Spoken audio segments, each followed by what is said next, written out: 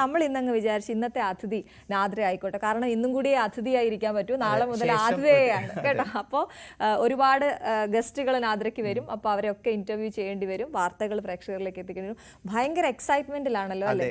മാത്രമല്ല എനിക്ക് സന്തോഷം നിറയുന്ന ഒരു നിമിഷം മാത്രമല്ല, അഭിമാനം കൂടിയാണ്. പ്രത്യേകിച്ച് ന്യൂസ് 18 പോലുള്ള ഒരു പോപ്പുലർ ആയിട്ടുള്ള ചാനലിനകത്ത് ഒരു വാർത്താ അവതാരികയായിട്ട്, അതും ഞാൻ സ്വപ്നം കണ്ട, ഞാൻ പഠിച്ചതുമായിട്ട് ബന്ധപ്പെട്ട ഒരു തൊഴിലെടുക്കാൻ പറ്റുക എന്നുള്ളത്. അപ്പൊ നാദ്ര എന്തുകൊണ്ട് അവതാരകയായി വരുന്നു എന്നുള്ളത് പലർക്കും, കൂടുതൽ പേർക്ക് അറിയില്ലായിരിക്കും. എപ്പോഴും ഫെയിം ആവുക ബിഗ് ബോസ് നാദ്ര എന്നുള്ളതാണ്. അപ്പൊ അതിന് പിന്നിൽ ഒരുപാട് കാര്യങ്ങൾ, ഒരുപാട് വർഷത്തെ ആഗ്രഹമുണ്ട്. ഒപ്പം അതിനുള്ള ഏബിൾ ആണ് എന്നുള്ളതിന് പ്രത്യേകിച്ച് എടുത്ത് പറയേണ്ടത് ജേർണലിസം കഴിഞ്ഞ ആളാണ് അല്ലെ, ജേർണലിസം പഠിച്ച ആളാണ്, പ്രാക്ടീസ് ചെയ്തിട്ടുണ്ട്, ഇതുപോലെ ഇന്റേൺഷിപ്പ് ഒക്കെ ചെയ്തിട്ടുണ്ട്, വാർത്ത വായിച്ചിട്ടുമുണ്ട് മറ്റൊരു ചാനലിൽ. ശേഷം എനിക്ക് അത് കണ്ടിന്യൂ ചെയ്യാൻ പറ്റിയിട്ടില്ല എന്നുള്ളതാണ്. പ്രത്യേകിച്ച് നമ്മളൊരു മൾട്ടിമീഡിയ സ്പേസിൽ ഇരിക്കുന്ന ആളാണ്, സിനിമകൾ ചെയ്യുന്നുണ്ട്, സോഷ്യൽ മീഡിയയിൽ അത്യാവശ്യം ആക്റ്റീവാണ്, ഇൻഫ്ലുവൻസർ ആണ്. അപ്പം അങ്ങനെ തന്നെ കണ്ടിന്യൂ ചെയ്യുന്നു. പക്ഷേ ഇതൊക്കെ ചെയ്യുമ്പോഴും ഉള്ളിൽ ഏറ്റവും വലിയ സ്വപ്നം എന്നുള്ളത് വാർത്താ അവതരണം നടത്തണം എന്നുള്ളതാണ്. പ്രത്യേകിച്ച് അശ്വതി ചേച്ചിയെ പോലുള്ള ആളുകളൊക്കെ തന്നെ ഭയങ്കര ഇൻസ്പിറേഷൻ ആണ്.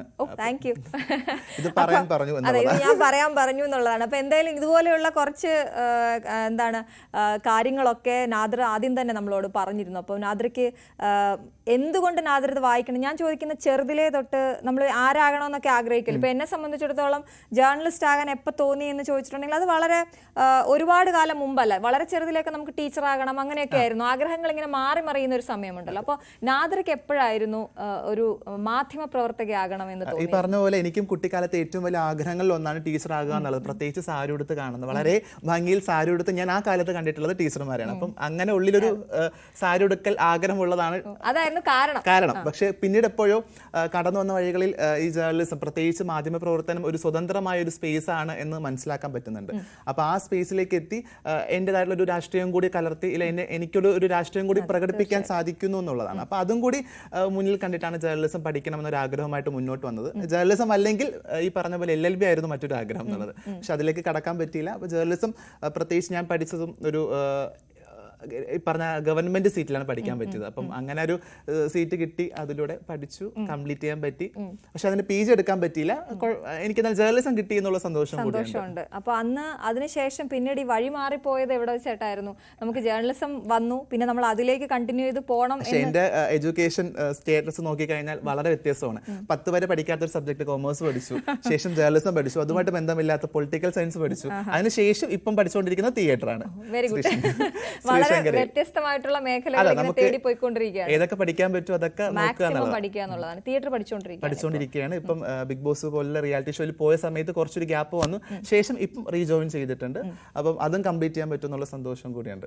നേരത്തെ പറഞ്ഞൊരു രാഷ്ട്രീയം, നാദ്രയ്ക്ക് ഒരു രാഷ്ട്രീയം ഉണ്ടെന്ന് പറഞ്ഞു. നാദ്ര ഒരാളല്ല, ഒരുപാട് പേരെ പ്രതിനിധീകരിച്ച് നിൽക്കുന്ന ഒരാൾ കൂടിയാണല്ലോ. അപ്പൊ അങ്ങനെ ഒരാൾ നമ്മുടെ മാധ്യമത്തിലേക്ക്, മുഖ്യധാര മാധ്യമത്തിലേക്ക് വരുമ്പോൾ എന്തൊക്കെയാണ് പ്രതീക്ഷകൾ? പൊതുവെ നമ്മളെല്ലാ ഇടങ്ങൾ കാണുന്ന സമയത്തും സ്ത്രീയും പുരുഷനും പോലുള്ള ആളുകൾ വളരെ വ്യക്തമായിട്ട് തന്നെ അവരുടെ രാഷ്ട്രീയം മുന്നോട്ട് വെച്ചുകൊണ്ട് സംസാരിക്കുന്നുണ്ട്.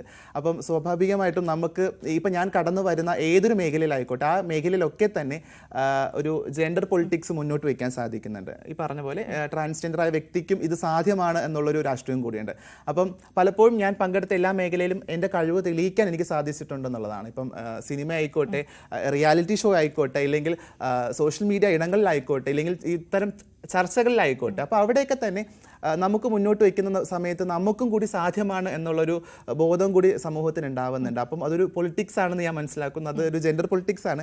അത് മനസ്സിലാക്കുന്നതിലൂടെ ഒരു അംഗീകാരം കൂടി സമൂഹത്തിന്റെ ഭാഗത്തുനിന്ന് നമുക്ക് കിട്ടാറുണ്ട്. അപ്പം ആ ഒരു രാഷ്ട്രീയം കൂടി ഞാൻ മുന്നോട്ട് വെക്കുന്നുണ്ട് ഈ അടുത്ത്. മറ്റൊരു കാര്യം അറിയാമോ, നമ്മളിപ്പോഴും ഈ മാധ്യമപ്രവർത്തകരാകുമ്പോൾ അവർക്ക് ഉണ്ടാകുന്ന ഒരു വെല്ലുവിളി എന്ന് പറയുന്നത്, നമുക്ക് നമ്മുടേതായിട്ടുള്ള പല രാഷ്ട്രീയം ഉണ്ടാവും. രാഷ്ട്രീയം, അതെ, പൊളിറ്റിക്സ് ഉണ്ടാകും. അപ്പോൾ അത് പലപ്പോഴും നമുക്ക് വാർത്തയിൽ പറയാൻ പറ്റില്ല അല്ലെ. നമ്മളെപ്പോഴും കുറെ ആളുകളുടെ മുമ്പിലേക്ക് വാർത്തകൾ എത്തിക്കുന്ന ആളെന്ന നിലയിൽ വളരെ സ്ട്രെയിറ്റ് ആയി നമ്മൾ നിൽക്കേണ്ട ഒരു, അതിനെക്കുറിച്ചൊക്കെ ചിന്തിച്ചിട്ടുണ്ടോ? ഈ ദിവസങ്ങളിലൊക്കെ ഞാൻ ന്യൂസ് 18ലേക്ക് ജോയിൻ ചെയ്യാൻ പോവുകയാണ്, അല്ലെങ്കിൽ ഞാൻ മാധ്യമ പ്രവർത്തകയാകാൻ പോവുകയാണ്, ആ ഒരു ജോലിയിലേക്ക് നീങ്ങാണെന്ന് എന്തെങ്കിലും തയ്യാറെടുപ്പുകളൊക്കെ ഉണ്ടായിരുന്നു ഈ കഴിഞ്ഞ ദിവസങ്ങളിൽ? ശ്രുതീഷ് പറഞ്ഞതുപോലെ നമുക്കൊരു രാഷ്ട്രീയം ഉണ്ടെങ്കിൽ പോലും നമ്മുടെ പ്രവർത്തിക്കുന്ന മേഖലയിൽ ആ രാഷ്ട്രീയം എത്തിക്കാൻ നമുക്ക് പലപ്പോഴും സാധിക്കില്ല. അതൊരു ലിമിറ്റേഷൻ തന്നെയായിട്ട് ഞാൻ കണക്കാക്കുന്നു. പക്ഷേ എൻ്റെ ഒരു ശുഭാപ്തി വിശ്വാസം എന്നുള്ളത് ഇനിയൊരു 5 വർഷം കടക്കുന്ന സമയത്ത് ചിലപ്പോൾ ഒരു പക്ഷേ പക്ഷേ നമ്മുടെ രാഷ്ട്രീയം കൂടി നമുക്ക് സംസാരിക്കാൻ പറ്റുന്ന ഒരു സ്പേസ് ആയിട്ട് നമ്മുടെ മാധ്യമ പ്രവർത്തനം ഇല്ല ആ മേഖല മാറും എന്നുള്ളൊരു വിശ്വാസം കൂടിയുണ്ട്. അത് എത്രത്തോളം പോസിബിൾ ആണെന്ന് എനിക്കറിയില്ല. എങ്കിൽ പോലും ഇപ്പം ഒരു സ്വന്തമായിട്ട് രാഷ്ട്രീയം ഉണ്ടല്ലോ, ആ രാഷ്ട്രീയം കലർത്താൻ നമുക്ക് സാധിക്കുന്ന ഒരു സ്പേസ് ഇവിടെ കിട്ടും എന്നാണ് എന്റെയും വിശ്വാസം. അതായത് നമ്മുടെ രാഷ്ട്രീയം വാർത്തയിൽ കലർത്താനാണോ? അല്ല, നമ്മുടെ രാഷ്ട്രീയം നമുക്ക് പറയാൻ സാധിക്കും, അഭിപ്രായം അവസരം കിട്ടുമെന്നുള്ളത്. നാദ്രയ്ക്ക് എന്തായാലും അങ്ങനെ ഒരു സ്പേസ് ഉണ്ട് നമുക്ക് അല്ലെ. എല്ലാ ഇനി വരുന്ന ഞായറാഴ്ചകളിലെല്ലാം ന്യൂസ് 3 3 മണിക്ക് അവതരിപ്പിക്കുന്നത് നാദ്രയായിരിക്കും. അപ്പൊ അതിനകത്തുള്ള ഒരു സെഗ്മെന്റിൽ നാദ്രയുടെ ഒരു വ്യൂ പറയാനുള്ള ഒരു അവസരം കൂടി ഉണ്ടാകും. അതിനെ എങ്ങനെയാ കാണുന്നത്? അത് വലിയൊരു സ്വതന്ത്രമായ ഒരു സ്ഥാനവും കൂടിയാണ്. കാരണം അഭിപ്രായം പറയാന്നുള്ളത്, പ്രത്യേകിച്ച് അവിടെ മറ്റൊരാളുടെ കടന്നുകയറ്റമില്ല എന്നുള്ളതാണ് മനസ്സിലാക്കുന്നത്. അപ്പം അതില്ലാത്തൊരു സ്പേസിലിരുന്ന് എനിക്ക് ആ വിഷയത്തിൽ എന്താണ് പറയാൻ സാധിക്കുക അത് ഞാൻ ഉറപ്പായിട്ടും പറയും എന്നുള്ളതാണ്. കമ്മ്യൂണിറ്റിയെ കുറിച്ച് നമ്മൾ പറയാതെ പോകരുതല്ലോ. കമ്മ്യൂണിറ്റി എത്രത്തോളം പിന്തുണ തരുന്നുണ്ട്. നാദ്ര ഈ കാര്യങ്ങളൊക്കെ ആൾക്കാരുമായിട്ട് ഫ്രണ്ട്സിനെ കുറിച്ചൊക്കെ പറയും. നമ്മുടെ അല്ലെ ഒരുപാട് ആളുകൾ അറിയാൻ ആഗ്രഹിക്കുന്ന, നാദ്രയിൽ നിന്ന് അറിയാൻ ആഗ്രഹിക്കുന്ന ഫ്രണ്ട്ഷിപ്പിനെ, സൗഹൃദത്തെക്കുറിച്ചും പ്രണയത്തെക്കുറിച്ചും ഒക്കെ ഒന്ന് പറയൂ. വാചാലയാകും. ഇന്നും കൂടെ ഉള്ളൂ ഇത്, പിന്നെ ചോദ്യങ്ങൾ മാത്രമേ ഉള്ളൂ, ഉത്തരങ്ങളില്ല. അപ്പം ഈ പറഞ്ഞ പോലെ ഞാൻ കടന്നു വന്ന എല്ലാ ഇടങ്ങളിലും ഞാൻ എടുത്തു പറഞ്ഞൊരു കാര്യമാണ്, എനിക്ക് തന്ന പിന്തുണയിൽ ഏറ്റവും ശക്തമായ പിന്തുണ എന്നുള്ളത് ഈ പറഞ്ഞ പോലെ എൻ്റെ കൂടെ നിൽക്കുന്ന കമ്മ്യൂണിറ്റി മെമ്പേഴ്സ് ആയിട്ടുള്ള സുഹൃത്തുക്കളൊക്കെ തന്നെയാണ്. കാരണം അവരുടെ സപ്പോർട്ട് വലിയ തരത്തിൽ തന്നെ എന്നെ മാനസികമായിട്ടും മുന്നോട്ട് നയിക്കുന്നുണ്ട്. അപ്പം ആ സപ്പോർട്ടാണ് ഒരു പക്ഷേ എന്നെ ഇവിടം വരെ എത്തിച്ചിരിക്കുന്നതെന്നാണ് ഞാൻ മനസ്സിലാക്കുന്നത്. പ്രത്യേകിച്ച് വാർത്താ അവതരണം നടത്താൻ പോകുന്നു എന്ന് നമ്മൾ സോഷ്യൽ മീഡിയയിലൂടെ അറിയിക്കുന്ന സമയത്ത് ഏറ്റവും കൂടുതൽ ഷെയറുകൾ സംഭവിച്ചിട്ടുള്ളതും ഈ പറഞ്ഞ കമ്മ്യൂണിറ്റി സുഹൃത്തുക്കളുടെ എന്നുള്ളതാണ്. അവരുടെ എന്തോ ഒരു ജയം പോലെ. അതെ, ഉറപ്പായിട്ട് ഇപ്പൊ എൻ്റെ ഒരു വിജയം എന്നുള്ള അവരുടെയും വിജയമാണ്, അതുപോലെ തന്നെ അവരുടെ ആരെങ്കിലും ഒരാളുടെ വിജയം എൻ്റെയും വിജയമാണ് എന്നുള്ളതാണ്. അപ്പം അങ്ങനെ തന്നെയാണ്. പിന്നെ പ്രണയത്തെ പറ്റി പറഞ്ഞു വരുമ്പോഴത്തേക്കും ഇപ്പം ഞാൻ നിലവിൽ കമ്മിറ്റഡ് ആയിട്ടുള്ള ഒരു വ്യക്തിയൊന്നും അല്ല. പക്ഷേ സോഷ്യൽ മീഡിയ മുഴുവനായിട്ട് പരിശോധിക്കുന്ന സമയത്ത് നിങ്ങൾക്ക് എല്ലാവർക്കും തോന്നുന്ന ഒരു കാര്യമാണ് നാദരയ്ക്ക് ഒരു പങ്കാളിയുണ്ട്, നാദര ഉടൻ തന്നെ വിവാഹം കഴിക്കും എന്നുള്ളത്. പക്ഷെ അത് വെറും കള്ളമായിരുന്നു എന്നുള്ളതാണ്. അതെ. അപ്പൊ എന്തായാലും ഇനി അങ്ങനെ എന്തെങ്കിലും സംഭവിക്കുന്നുണ്ടെങ്കിൽ നാദ്ര ജോലി ചെയ്യുന്ന ന്യൂസ് 18 നാദ്ര തന്നെ പറഞ്ഞിട്ടായിരിക്കും. അപ്പൊ മുഴുവൻ ആ പൊള്ളത്തരങ്ങൾ ഇവിടെ പൊളിച്ചിരിക്കുകയാണ് ഉള്ളതാണല്ലോ അല്ലെ. അതെ, ഉറപ്പായിട്ടും എനിക്ക് അങ്ങനെ എന്തെങ്കിലും സംഭവിക്കുന്നുണ്ടെങ്കിൽ ഉറപ്പായിട്ട് എന്നെ ഫോളോ ചെയ്യുന്ന എല്ലാ മനുഷ്യർക്കും അത് മനസ്സിലാവുന്നുള്ളതാണ്. അപ്പം നിലവിൽ എന്തായാലും ഒരു പ്രണയത്തിലേക്ക് എന്തായാലും വീണിട്ടില്ല. ഈ പറഞ്ഞ പോലെ വിവാഹത്തിലേക്കൊക്കെ എത്താനുള്ള സമയമായിട്ടില്ല എന്നാണ് മനസ്സിലാക്കുന്നത്. 25 ഉറപ്പായിട്ടും. പിന്നെ പ്രായമൊന്നും പറയാൻ പാടില്ലെന്നാണ് നമ്മൾ ന്യൂസ് ആങ്കേഴ്സ് അങ്ങനെ പ്രായമൊന്നും വെളിപ്പെടുത്താൻ പാടില്ല. പക്ഷെ എനിക്ക് പറയുന്നതിൽ അഭിമാന പ്രശ്നമില്ല. അപ്പൊ പിന്നെ കുഴപ്പമില്ല. അതെ, 25 കഴിഞ്ഞിട്ടേ ഉള്ളൂ, ഇനിയും വർഷങ്ങൾ നീണ്ടു കിടക്കുന്നു. 30 കഴിഞ്ഞിട്ട് മതി എന്നുള്ളതാണ്, പ്രത്യേകിച്ച് സ്ത്രീകൾ. ഓക്കെ, അപ്പൊ അതാണ് നാദ്രയുടെ പ്രണയവും വിവാഹവും സംബന്ധിച്ചുള്ള അപ്ഡേഷൻസ് അങ്ങനെയാണ് തന്നിരിക്കുന്നത്. ഏറ്റവും പ്രധാനപ്പെട്ട കാര്യം എന്താണെന്ന് അറിയാം, പല മേഖലകളെന്ന് പറഞ്ഞതിൽ നമുക്ക് അഭിമാനത്തോടെ പറയാൻ കഴിയുന്ന സിനിമയിൽ ഗംഭീര മുന്നേറ്റം നടത്താൻ പോകുന്നു എന്നുള്ളതാണ് അല്ലെ. സിനിമയിൽ അഭിനയിച്ചിട്ടുണ്ട് ഓൾറെഡി. ഞാൻ പറഞ്ഞ കണക്ക് സംസ്ഥാന അവാർഡ് കിട്ടിയ ഫ്രീഡം ഫൈറ്റ് പോലുള്ള സിനിമകളുടെ ഭാഗമായിട്ടുണ്ട്. LLBയിലെ സെക്കൻഡ് ഹീറോയിൻ ആയിട്ടുണ്ട്. പക്ഷേ മറ്റൊരു സന്തോഷം എന്നുള്ളത് ഞാനൊരു റിയാലിറ്റി ഷോയുടെ ഭാഗമായതിനു ശേഷം എനിക്കിപ്പോൾ സിനിമകൾ കിട്ടുന്നുണ്ടെന്നുള്ള വലിയൊരു സന്തോഷവും കൂടിയുണ്ട്. ഏറ്റവും കൂടുതൽ ആഗ്രഹിക്കുന്നത് സിനിമകളുടെ പ്രധാന വേഷങ്ങളിലേക്ക് എത്തിയില്ലെങ്കിൽ പോലും ഒരു ക്യാരക്ടർ റോളിലേക്കെങ്കിലും എത്തണം നമ്മൾ. അപ്പോൾ അത് അങ്ങനെ തന്നെ സംഭവിക്കുന്നു എന്നാണ് മനസ്സിലാക്കുന്നത്. സിനിമകളെ കുറിച്ച് പറയൂ. അതെ, ഇറങ്ങാനുള്ള ഏറ്റവും പ്രധാനപ്പെട്ട സിനിമ എന്നുള്ളത് നമ്മുടെ ടോവിനോ പ്രൊഡ്യൂസ് ചെയ്യുന്ന ബേസിൽ നായകനാകുന്ന മരണമാസം സിനിമയിൽ ഒരു ക്യാരക്ടർ റോൾ ചെയ്യുന്നുണ്ട്. അത് വലിയ സന്തോഷമുള്ളതാണ്. അതെ, ഏറ്റവും കൂടുതൽ ആൾക്കാർ ഒറ്റുനോക്കുന്ന ഒരു സിനിമ കൂടിയാണ് ടോവിനോ ബേസിൽ കോമ്പിനേഷൻ. അപ്പം ആ സിനിമയിൽ ഒരു ക്യാരക്ടർ റോൾ ചെയ്തിട്ടുണ്ട്. മാത്രമല്ല ലിജോ മോൾ നായികയാകുന്ന മറ്റൊരു സിനിമയിൽ അഭിനയിച്ചിട്ടുണ്ട്. പിന്നെ ജിയോ ബേബി പ്രൊഡ്യൂസ് ചെയ്യുന്ന മറ്റൊരു സിനിമ കൂടി ഇറങ്ങാനുണ്ട്. അപ്പം ഇങ്ങനെ വളരെ കുറച്ചേ ഉള്ളൂ, എങ്കിൽ പോലും സിനിമകളുടെ ഭാഗമായിട്ട് അങ്ങനെ കുറച്ച് 3-4 സിനിമകൾ ഇനി ഇറങ്ങാനുണ്ടെന്നുള്ളതാണ്. നാദ്രയുടെ ഒരു വളർച്ച, നാദ്ര ബിഗ് ബോസിന് ശേഷമുള്ള നാദ്ര, ബിഗ് ബോസിന് മുമ്പുള്ള നാദ്ര, അങ്ങനെ രണ്ടുണ്ട് അല്ലേ. അങ്ങനെ തന്നെ പറയണം. കാരണം നാദ്രയെ ആദ്യം തൊട്ട് ഫോളോ ചെയ്യുന്ന ഒരാളെന്ന നിലയിൽ എനിക്ക് ആ മാറ്റങ്ങൾ കൃത്യമായിട്ട് അറിയാം. ഞാൻ നാദ്രയോട് തന്നെ നേരിട്ട് പറയുകയും ചെയ്തു.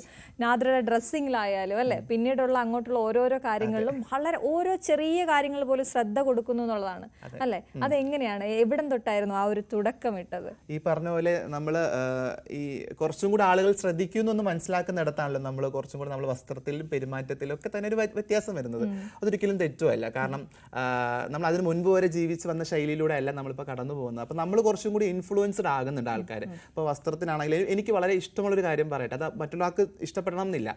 എൻ്റെ വസ്ത്രത്തെ കമൻറ്റ് ചെയ്യുന്നതിന് എനിക്ക് പ്രശ്നമില്ല. ഇഷ്ടപ്പെട്ടില്ല എങ്കിൽ ഇഷ്ടപ്പെട്ടില്ല എന്ന് പറയുന്നതിനോട് വലിയ കുഴപ്പമില്ല. അപ്പോൾ അങ്ങനെ ഞാൻ ആളുകളുടെ ഒപ്പീനിയൻ കൂടി തിരഞ്ഞെടുത്തിട്ട് അങ്ങനെ ചൂസ് ചെയ്യാറുണ്ട്. കംഫർട്ടബിളിനപ്പുറത്തേക്ക് ഒരു പൊതുവായ ഒരു താല്പര്യത്തെയും കൂടി ഞാൻ പരിഗണിക്കാറുണ്ട് എന്നുള്ളതാണ്. അപ്പം ആ ആൾക്കാരുടെയും കൂടി സന്തോഷങ്ങൾക്കായിട്ടാണ് ഞാൻ പലപ്പോഴും എൻ്റെ എല്ലാ ലൈഫും മുന്നോട്ട് പോകുന്നത്. അത് ഇതെൻ്റെ മാത്രം വ്യക്തിപരമായ ഒരു ഒപ്പീനിയൻ ആണ്. ചിലപ്പോൾ മറ്റൊരാൾക്ക് അത് ഇഷ്ടപ്പെടണം എന്നില്ല. നിങ്ങൾ എപ്പോഴും കംഫർട്ടബിൾ നോക്കുക എന്നുള്ളതാണ് പ്രധാനപ്പെട്ട വിഷയം. അതിനപ്പുറത്തേക്ക് ഒരാൾ ഇഷ്ടപ്പെട്ടില്ലെങ്കിൽ അതിന്റെ പിറകിൽ എന്തെങ്കിലും സത്യമുണ്ടെങ്കിൽ അത് ഉൾക്കൊള്ളുക എന്നുള്ളതാണ്. ഈ കമന്റുകളെ കുറിച്ച് പറഞ്ഞപ്പോൾ അല്ലെങ്കിൽ അഭിപ്രായത്തെ കുറിച്ച് പറഞ്ഞപ്പോൾ അഭിപ്രായം രണ്ട് രീതിയിലുണ്ടല്ലേ? അത് എങ്ങനെ പറയണമെന്നുള്ളത് ഈ പറയുന്ന ആളാണ് തീരുമാനിക്കേണ്ടത്. പക്ഷെ അത് കേൾക്കുന്നവർക്ക് അത് ഏത് രീതിയിൽ ബാധിക്കുന്നു എന്നുള്ളതും വലിയ ഒരു വിഷയമാണ് അല്ലെ? അപ്പൊ ഈ സോഷ്യൽ മീഡിയയിൽ ഇത്രയും നിൽക്കുന്ന ഒരാളെന്ന രീതിയിൽ കമന്റുകൾ, നെഗറ്റീവ് കമന്റ്സ് ഞാൻ നോക്കാറുണ്ട്. അതിലേക്ക് ഒരുപാട് നെഗറ്റീവ് കമന്റ്സ് വരുന്നുണ്ട്. ഇപ്പോഴും ഒരുപാട് നെഗറ്റീവ് കമന്റ്സ് വരുന്നുണ്ട്. അംഗീകരിക്കില്ല, നീ ഇനി എന്തൊക്കെ ചെയ്താലും ഞങ്ങൾ അംഗീകരിക്കില്ല എന്നും ഉറപ്പിച്ച് പറഞ്ഞു വരുന്ന ആളുകളുണ്ട്. എങ്ങനെയാണ് ഇതൊക്കെ കൈകാര്യം ചെയ്യുന്നത്? മൈൻഡേ ചെയ്യുന്നില്ല എന്ന് എനിക്ക് തോന്നുന്നു. ഉറപ്പായിട്ട്. കാരണം ഇത് നമ്മൾ അവർക്കായിട്ട് സമയം കണ്ടെത്തി തിരിച്ച് മറുപടി കൊടുക്കാൻ അവർ അർഹിക്കുന്നില്ല എന്നുള്ളതാണ്. അപ്പൊ അത്തരം മറുപടികൾ അർഹിക്കാത്ത മനുഷ്യർക്ക് റിപ്ലൈ കൊടുത്ത് സമയം കളയാൻ എന്തായാലും ലൈഫിൽ ഇല്ല എന്നുള്ളതാണ്. എനിക്ക് ചെയ്തു തീർക്കാൻ കുറേ കാര്യങ്ങളുണ്ട്. അപ്പൊ അതിന്റെ പിറകിലേക്ക് എനിക്ക് ഓടേണ്ടതുണ്ട്. മാത്രമല്ല, ഈ നെഗറ്റീവ് കമന്റ് ഇടുന്നവർ സ്വന്തമായ ഒരു പ്രൊഫൈലിൽ നിന്ന് ആരോഗ്യപരമായിട്ടൊരു കമന്റ് ഇട്ടാൽ ഉറപ്പായിട്ട് മറുപടി ഞാൻ തരുന്നതായിരിക്കും. പക്ഷെ അതല്ലാത്ത പക്ഷം വ്യക്തിപരമായിട്ട് ഇല്ലെങ്കിൽ വിദ്വേഷ പ്രചരണം നടത്തുന്ന രീതിയിലുള്ള കമന്റുകളാണെങ്കിൽ തീർച്ചയായിട്ടും ഞാൻ ഒരു തരത്തിൽ മൈൻഡ് ചെയ്യില്ല. നിങ്ങൾ എനിക്ക് കൂട്ടിത്തരുന്നത് എൻ്റെ റീച്ച് മാത്രമാണ്. നിങ്ങൾ എൻ്റെ വ്യൂവേഴ്സ് കൂട്ടിത്തരുന്നു എന്ന് മാത്രമാണ്. അതിനപ്പുറത്തേക്ക് ഞാൻ ഇതിനൊന്നും പരിഗണിക്കുന്നില്ല എന്നുള്ളതാണ്. പ്രത്യേകിച്ച് ഞാൻ ബോധരാകുന്നത് എൻ്റെ അടുത്ത സുഹൃത്തുക്കൾ എന്ത് പറയുന്നു, ഇല്ലെങ്കിൽ എൻ്റെ സമൂഹം എന്ത് പറയുന്നു, ഇല്ലെങ്കിൽ എൻ്റെ കുടുംബക്കാർക്ക് എന്ത് പറയുന്നു എന്നുള്ളതാണ്. അതിനപ്പുറത്തേക്ക് നിങ്ങൾ പറയുന്ന അഭിപ്രായം മാന്യമാണെങ്കിൽ ഉറപ്പായിട്ടും ഞാനത് റിയാക്ട് ചെയ്യും. പക്ഷെ അതല്ലാത്ത പക്ഷം ഞാനത് കാണുന്ന പോലും ഇല്ല. ഞാൻ കാണുന്നില്ല, എനിക്ക് എന്റെ കാഴ്ച പരിധിയിൽ അത് വരുന്നില്ലെന്നാണ്. അപ്പൊ നിങ്ങൾ വെറുതെ ടൈപ്പ് ചെയ്തിടണ്ട, കാണുന്നില്ല ഞങ്ങൾ അല്ലെ നെഗറ്റീവ് കമന്റ്സ്, അങ്ങനെ അത്തരം നെഗറ്റീവ് കമന്റ്സ്. ഓക്കെ.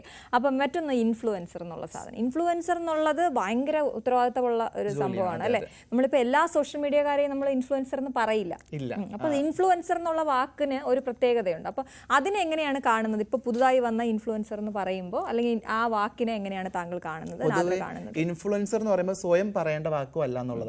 മറ്റൊരാൾ പറയുന്നതാണ് ഇൻഫ്ലുവൻസർ ആണെന്നുള്ളത്. ഏതെങ്കിലും രീതി ഇൻഫ്ലുവൻസ് ചെയ്യണം. അതെ. അപ്പം ഞാൻ ഏതെങ്കിലും തരത്തിൽ ഇൻഫ്ലുവൻസ് ചെയ്തിട്ടുണ്ട് എന്നുള്ളതാണ് സമൂഹം പറയുന്നത്. പ്രത്യേകിച്ച് റിയാലിറ്റി ഷോയിൽ വന്ന ശേഷം ഇത്തരം കമ്മ്യൂണിറ്റിയോടുള്ള ഒരു മനോഭാവം ചുറ്റുപാടുള്ള ആളുകൾക്ക് മാറി എന്ന് പറയുമ്പോൾ അത് അഭിമാനിക്കാവുന്ന ഒരു നിമിഷമാണ്. അപ്പം അങ്ങനെ ഇൻഫ്ലുവൻസ് ചെയ്തിട്ടുണ്ട്. മാത്രമല്ല, ഏതെങ്കിലും സ്പേസിൽ പോകുന്ന സമയത്ത് ആളുകൾ എന്നെ ഞാൻ പറയുന്ന ഇപ്പോൾ ഒരു പ്രൊഡക്റ്റ്, ഇപ്പം ഞാൻ സ്വാഭാവികമായിട്ടും കൊമേഴ്ഷ്യൽ അഡ്വർടൈസ്മെന്റ്സ് ചെയ്യുന്ന ഒരാളാണ്. അപ്പം അത്തരം പ്രൊഡക്റ്റുകൾ എന്നെ കണ്ട ആൾക്കാർ വാങ്ങുന്നുണ്ടെങ്കിൽ അത് ഇൻഫ്ലുവൻസിന്റെ ഒരു ഭാഗമായിട്ടാണ്. അപ്പം ഞാൻ അതൊക്കെ ശ്രദ്ധിക്കേണ്ടതുണ്ട്. ഞാൻ പരിചയപ്പെടുത്തേണ്ട വസ്തുക്കൾ, ഇല്ലെങ്കിൽ ഞാൻ ഞാൻ ഉപയോഗിക്കുന്ന വസ്ത്രങ്ങളൊക്കെ തന്നെ ആളുകൾക്ക് ഇൻഫ്ലുവൻസ് ചെയ്യുന്നുണ്ടെങ്കിൽ അത് ഞാൻ ശ്രദ്ധിച്ച് മനസ്സിലാക്കിയിട്ട് മാത്രമേ ഉപയോഗിക്കുന്നുള്ളൂ എന്നുള്ളതാണ്. പ്രത്യേകിച്ച് ഞാൻ ഈ വൈറ്റനിങ് ക്രീംസ് ഒന്നും ഞാൻ ഉപയോഗിക്കാത്ത, അല്ലെങ്കിൽ ഇല്ല, അതിനുള്ള ശ്രമം നടത്തിയിട്ടില്ല എന്നുള്ളതാണ്. അല്ലാത്ത നമ്മൾ സ്കിൻ കെയറുമായിട്ട് ബന്ധപ്പെട്ടുള്ള ഈ ഡോക്ടർ സജസ്റ്റ് ചെയ്യുന്ന എല്ലാ വസ്തുക്കളും ഉപയോഗിക്കുന്നുണ്ട്. പക്ഷെ അതിനപ്പുറത്തേക്കില്ല എന്നുള്ളത് അതെനിക്ക് പലപ്പോഴും വരാറുണ്ട്. നമ്മുടെ ഈ മെസ്സേജുകളിൽ വരാറുണ്ട്, ഇത്തരം പരസ്യങ്ങൾ ചെയ്യുമോ എന്ന് ചോദിച്ചിട്ട്. പക്ഷെ അതിനോട് താല്പര്യമില്ല എന്നുള്ളതാണ്. അപ്പോൾ കുടുംബത്തിന്റെ കാര്യം പറയുമ്പോൾ അന്ന് ബിഗ് ബോസിലൂടെ നമ്മൾ ഒരുപാട് കണ്ടതാണ്, ആക്സെപ്റ്റൻസ് നമ്മൾ കണ്ടതാണ്. ഇപ്പോൾ നാദിറയുടെ ഓരോ ചുവടും കാണുമ്പോൾ എനിക്ക് ഭയങ്കര സന്തോഷം പേഴ്സണലി ഉണ്ട്. അതിൽ നമുക്ക് എടുത്ത് പറയാറായോ വീട് വെക്കുന്നവരൊക്കെ നിൽക്കുന്നു? അതെ, സോഷ്യൽ മീഡിയയിൽ കൂടെ ഞാൻ തന്നെയാണ് അറിയിച്ചിട്ടുള്ളത് വീട് വെക്കുന്നു എന്നുള്ളത്. ഭയങ്കര സന്തോഷമുണ്ട്. കാരണം ഞാൻ അപ്പോഴും പ്രായം പറയേണ്ടത് 25-ാമത്തെ വയസ്സിൽ സ്വന്തമായ ഒരു വീട് എന്നുള്ളത് പലപ്പോഴും സ്വപ്നം കാണുന്നതിന് അപ്പുറത്തേക്കാണത്. അപ്പം ആ സ്വപ്നം ഏകദേശം യാഥാർത്ഥ്യമായി നിൽക്കുന്നു എന്നുള്ളതാണ്. കാരണം വീടിന്റെ അവസാന ഘട്ടത്തിലേക്ക് എത്തി. പാലുകാച്ചിനെ വിളിക്കും, ഉറപ്പായിട്ട് അശ്വദേശി അവിടെ ഉണ്ടാകും. അപ്പൊ എന്തായാലും എനിക്കൊപ്പം നാദിറ ഇനി നിങ്ങളുടെ കൂടെ ഉണ്ടാകും. എനിക്കൊപ്പം എന്ന് പറയുമ്പോൾ എല്ലാ സൺഡേയിലും നിങ്ങൾക്ക് ന്യൂസ് 3-ൽ നാദിറയെ കാണാം. നാദിറ ആയിരിക്കും അത് നിങ്ങളിലേക്ക് ആ വാർത്തകളും അതിഥിയെയും ഒക്കെ എത്തിക്കുക. അതെ, അപ്പോൾ നാദിറയുടെ ടെൻഷനൊക്കെ ഇപ്പൊ മാറിയെന്ന് ഞാൻ വിചാരിക്കുന്നു. അപ്പോൾ അതുകൊണ്ടാണ് നമ്മൾ ഇന്ന് ഗസ്റ്റ് വേണ്ട എന്ന് വിചാരിച്ചു, നാദിറയെ തന്നെ ഒന്ന് ഇൻട്രൊഡ്യൂസ് ചെയ്തേക്കാം എന്ന് വിചാരിച്ചത് അല്ലെ? അപ്പൊ ആ എക്സൈറ്റ്മെന്റ് അങ്ങനെ തന്നെ നിൽക്കട്ടെ അല്ലെ? അപ്പൊ നാളെ എന്തായാലും ഞാനില്ല, പ്രേക്ഷകരിലേക്ക് എല്ലാ വാർത്തകളും ഒക്കെ കൃത്യമായിട്ട് എത്തിച്ചേക്കണം. ഞാൻ അതിനോട് പറയായിരുന്നു, എനിക്കൊരു വെല്ലുവിളിയാകുന്ന രീതിയിൽ ഗംഭീര ഡ്രസ്സിംഗ് ആണ്, ഇപ്പോൾ ഒരു രക്ഷയില്ലാത്ത ഡ്രസ്സിംഗ് ആണ്. അപ്പോൾ എനിക്കൊരു വെല്ലുവിളിയാകുമോ എന്ന് ഞാൻ ഭയപ്പെടുന്നുണ്ട്. ശരി, അപ്പോൾ thank you so much Nadira. അപ്പോൾ ഓൾ ദി ബെസ്റ്റ്. ഞാനിപ്പോൾ പ്രേക്ഷകരെ സാക്ഷി നിർത്തി തന്നെ എല്ലാവിധ ആശംസകളും, ഒരു ഗംഭീര ചുവടുവയ്പാകട്ടെ കേട്ടോ. അപ്പൊ നമുക്ക് ബാക്കി നമ്മുടെ ഒരു സെഗ്മെന്റ് ഉണ്ട്, അറിയാം എന്നുള്ള സെഗ്മെന്റ്. അറിയാമിലേക്ക് നമുക്ക് പോകാം അല്ലെ? ഓക്കെ.